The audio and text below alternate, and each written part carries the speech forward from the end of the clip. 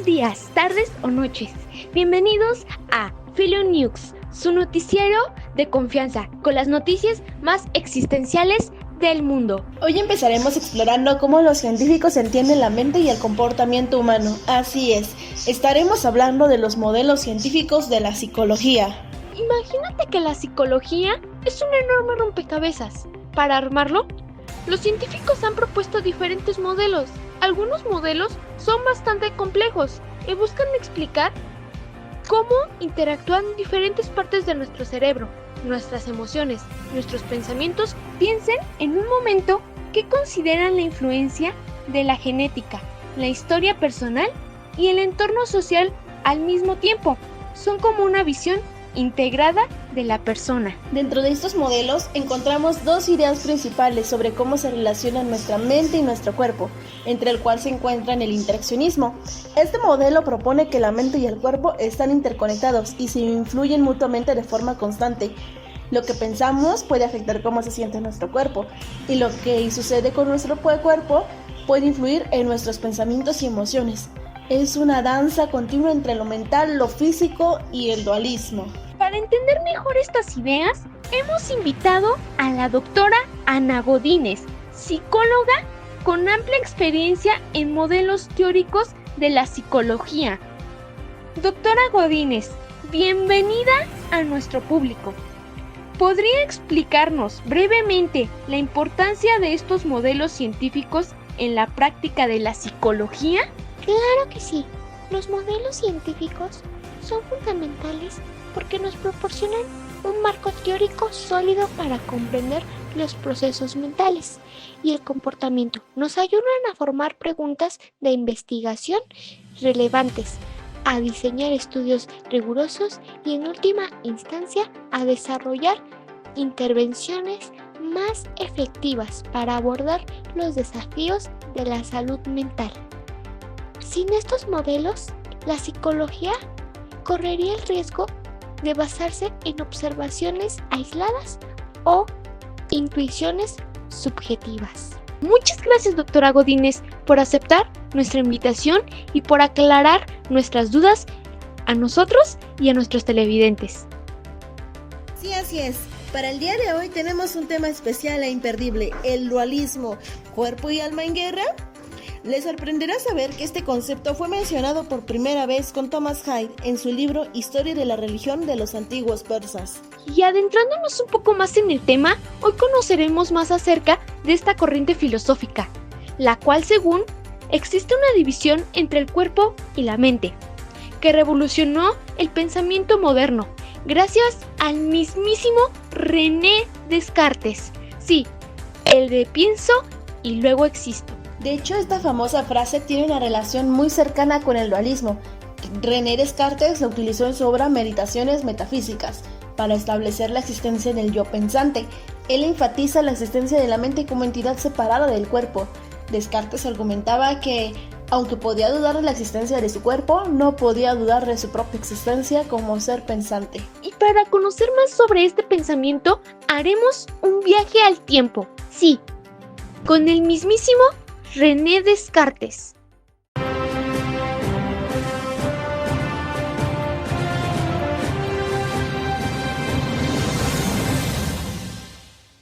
Hola, muy buenos días a todos. En este momento nos encontramos en el siglo XVII, donde el filósofo francés René Descartes ha lanzado una bomba filosófica. Propone que la mente y el cuerpo son dos sustancias distintas. Sí, lo escucharon bien. Según Descartes, tenemos un cuerpo físico y una mente pensante. Pero pasemos con mi compañera, quien se encuentra en este momento con el mismísimo Descartes. Buen día, estimado señor Descartes. Es un honor tenerlo aquí en Philo News. Estamos aquí para discutir una de sus ideas que está causando gran revuelo en los círculos académicos. Hablemos de esta audaz distinción que hace entre la mente y la materia. ¿Podría hablarnos sobre esta dualidad? Mi estimada, es un placer debatir sobre asuntos que tanto apasionan al espíritu humano. Verá, después de mucha meditación, he llegado a la firme convicción de que existen dos naturalezas fundamentalmente distintas en el universo. Por un lado, tenemos la res cogitans, la cosa pensante, que reside en nuestra alma, en nuestra conciencia, Es aquello que duda, entiende, imagina, siente, en esencia, y todo lo que constituye nuestro ser interior. Y esta cosa pensante, como usted la llama, ¿no tiene nada que ver con nuestro cuerpo, con la carne y con los huesos que vemos? Exactamente. Esa es la res extensa, la cosa extensa. Es la materia que nos rodea, incluyendo nuestros propios cuerpos. Se caracteriza por ocupar espacio, tener forma, moverse. Está sujeta a las leyes de la mecánica, como cualquier otra máquina. Piénselo, mi estimada. ¿Acaso su pensamiento ocupa un lugar en esta habitación? ¿Tiene peso o dimensiones? Es una forma de verlo intrigante, debo decir. Pero si son tan diferentes, ¿cómo es posible que mi deseo de levantar mi brazo se traduzca en el movimiento de mi músculo? La cuestión crucial. He reflexionado profundamente sobre este misterio.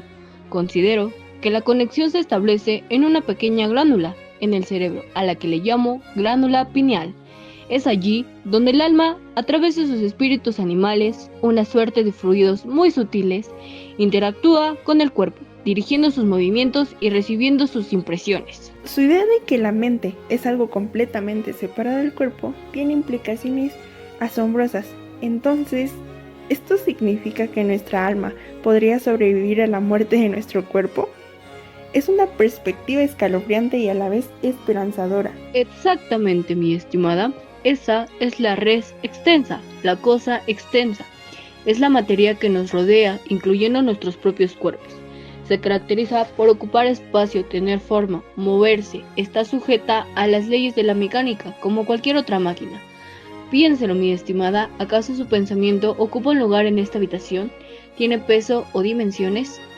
Algunas personas temen que esta separación tan marcada entre la mente y el cuerpo pueda llevar a considerar al cuerpo como una mera máquina desprovista de sensibilidad o importancia. ¿Qué opina usted de esta preocupación? Comprendo esa inquietud, mi estimada.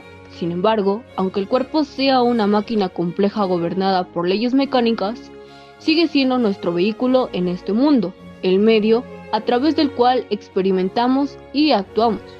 El dolor que sentimos cuando se daña nuestro cuerpo es una clara indicación de la íntima unión que, a pesar de su naturaleza distinta, existe entre el alma y el cuerpo durante nuestra vida. Muchas gracias por sus magníficas palabras, señor Descartes. Ha sido un verdadero privilegio escuchar sus reflexiones. Regresamos al estudio con mis compañeras.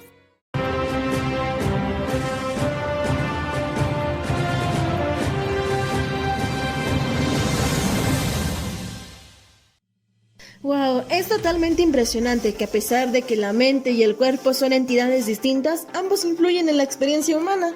Exactamente, y este pensamiento influyó muchísimo en la ciencia, la religión y hasta en cómo nos vemos hoy en día, pero no todo el mundo estaba de acuerdo, o al menos en esa época este pensamiento fue totalmente revolucionario. Así es, desde la antigüedad hasta hoy, muchos han debatido si mente y cuerpo están separados o son una misma cosa. El dualismo ha contribuido a entender la mente como algo distinto de los procesos físicos y también a la distinción entre lo psicológico y lo fisiológico. Y aunque en la actualidad ha sido criticado por no explicar cómo una entidad no física puede interactuar con una física y por no ajustarse a los conocimientos actuales de la neurociencia.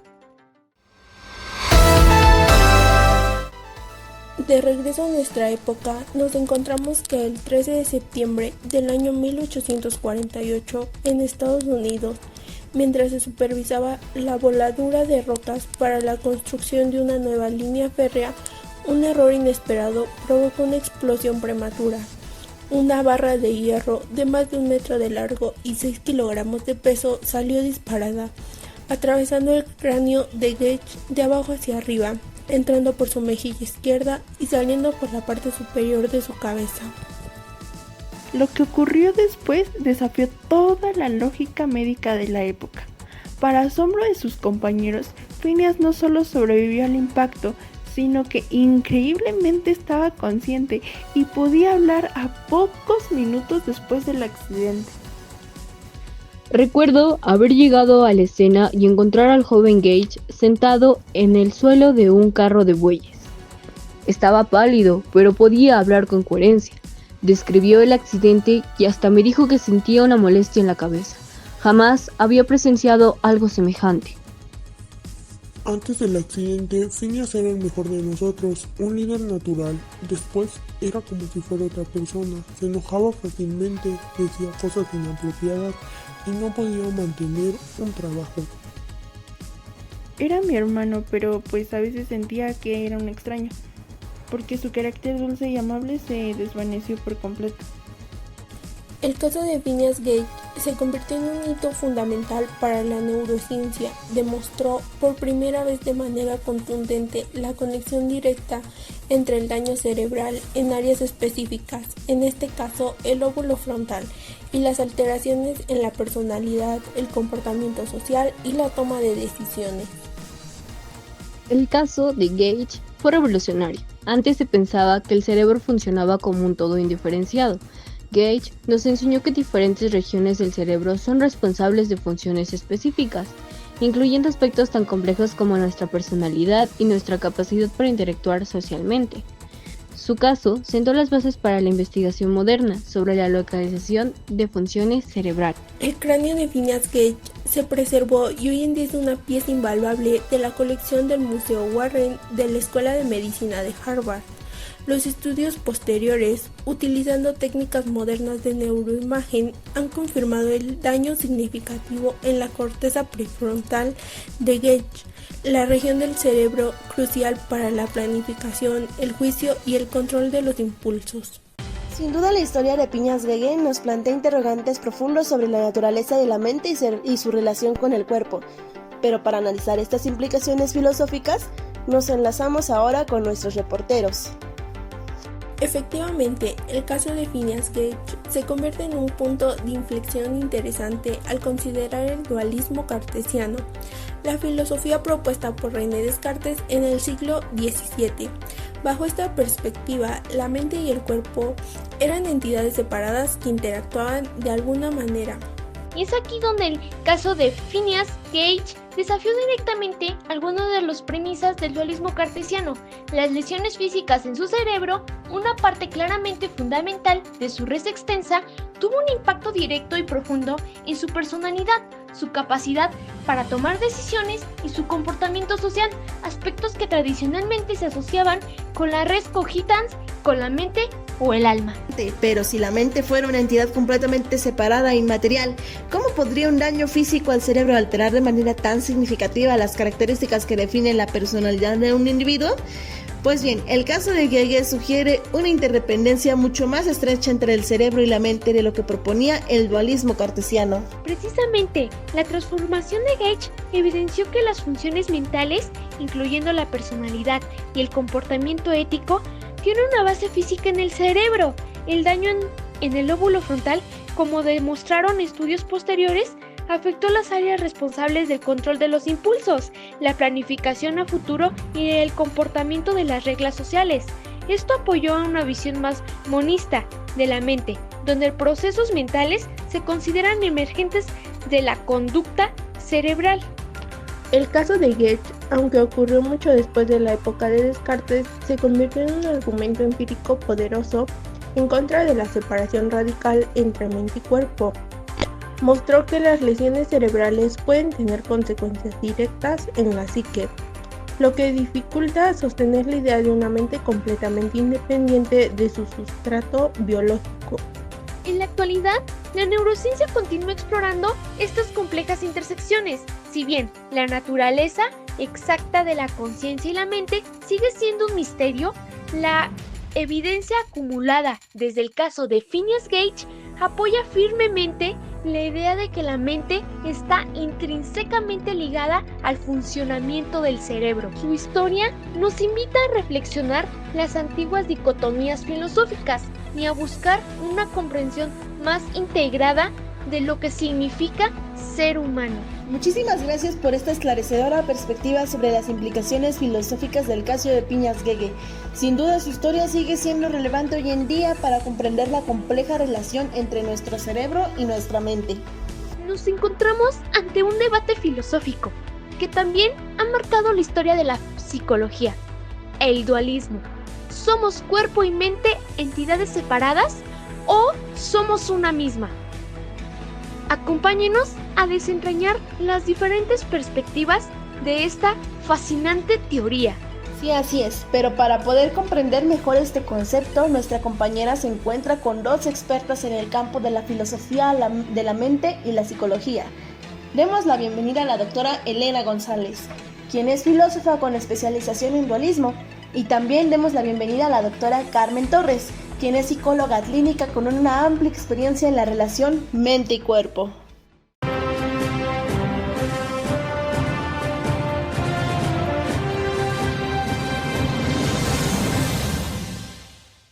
Agradecemos a ambas que se encuentran aquí en Philonews. Doctora González, para nuestros televidentes, ¿podría explicarnos brevemente qué entendemos por dualismo en el contexto de la psicología? Claro que sí, es esencial. El dualismo postula que la mente y el cuerpo son dos sustancias fundamentalmente diferentes, no son reducibles la una a la otra. A lo largo de la historia han surgido diversas formas de dualismo, pero comparten esta idea central de una distinción ontológica entre lo mental y lo físico. Doctora Torres, desde la perspectiva de la psicología, ¿cómo se ha abordado esta idea de la separación? El dualismo ha tenido una influencia significativa, aunque también ha generado muchos debates. Históricamente influyó en la distinción entre el estudio de la conciencia y el estudio del comportamiento observable. Sin embargo, la psicología moderna tiende a adaptar enfoques más integradores, que buscan comprender la compleja interacción entre procesos mentales y biológicos.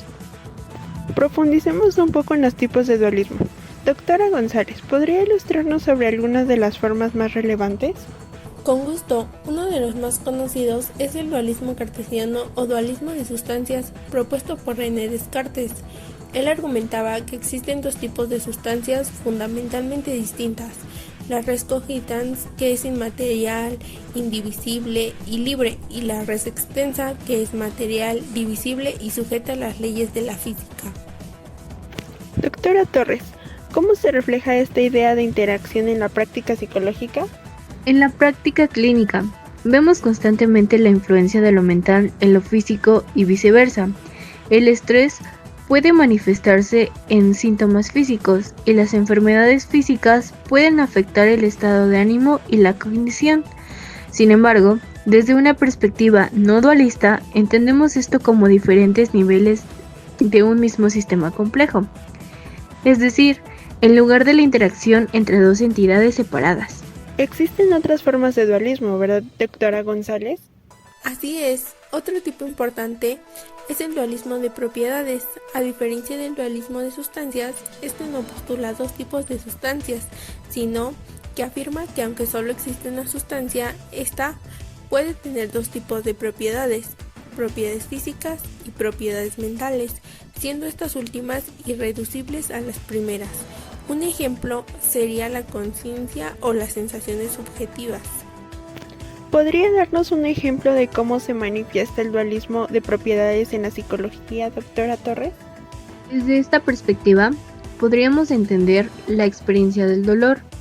Si bien hay procesos neurofisiológicos involucrados, la sensación subjetiva del dolor, la cualidad de dolorosa podría considerarse una propiedad mental emergente que no se reduce simplemente a la actividad neural. Finalmente, tenemos al epifenomenalismo. ¿Podría explicarnos brevemente esta postura? El epifenomenalismo sostiene que los eventos mentales son causados por eventos físicos en el cerebro, pero que los eventos mentales en sí mismos no tienen ningún efecto causal sobre el mundo físico. En otras palabras, la mente es un subproducto de la actividad cerebral, como por ejemplo, el humo de una chimenea. Está ahí, pero no influye en el funcionamiento de la chimenea. Una perspectiva que plantea interrogantes importantes sobre el papel de nuestra conciencia. Hemos explorado diferentes facetas del dualismo y su impacto en la psicología. Ahora, para cerrar este debate, me gustaría hacerles una pregunta directa a nuestras expertas. Doctora González, desde su perspectiva filosófica, ¿se inclina usted a favor o en contra del dualismo? Si bien el dualismo cartesiano enfrenta serios desafíos en la actualidad, encuentro que el dualismo de propiedades aún ofrece un marco interesante para comprender la naturaleza irreducible de la conciencia y la experiencia subjetiva. Por lo tanto, me inclinaría por una forma matizada de dualismo de propiedades. Doctora Torres, desde su experiencia en la psicología clínica y la neurociencia, ¿cuál es su postura frente al dualismo? Claro, desde mi punto de vista, la evidencia apunta cada vez más hacia una visión monista, donde la mente y el cuerpo son aspectos interdependientes de un mismo sistema biológico complejo. Si bien reconocemos la riqueza y complejidad de la experiencia subjetiva, creo que eventualmente podremos comprenderla plenamente a través de la investigación neurocientífica y psicológica, sin necesidad alguna de postular entidades fundamentalmente separadas. Por lo tanto, me posiciono en contra del dualismo. Agradecemos su tiempo y la información brindada. Regresamos con mis compañeras al estudio.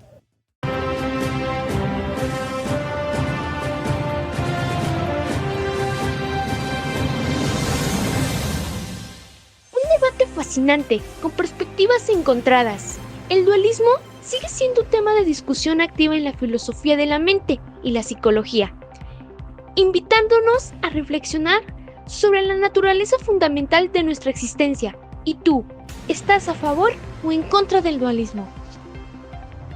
Pues diría que yo estoy a favor del dualismo. Me parece que explica la supervivencia, la percepción extrasensorial, al igual que explica todas las cosas de un modo más simple. Y también el dualismo está implícito en nuestro lenguaje ordinario. La mente debe ser inmaterial porque la conocemos de un modo distinto a como conocemos la materia. Pero debe existir una mente que anime la maquinaria cerebral, porque pues si no, las máquinas pues carecen de mente. Pues yo no estoy de acuerdo. El dualismo es demasiado ambiguo. Separa las propiedades y los sucesos de las cosas. Además, se niega a reconocer evidencia a las raíces celulares de las capacidades y desórdenes mentales, así como el dualismo no puede explicar las enfermedades mentales más que como posesiones demoníacas o como una huida del alma, que abandonan el cuerpo. No es una teoría científica, sino un dogma ideológico. Pero la opinión más importante es la de nuestro querido espectador. Hasta la próxima.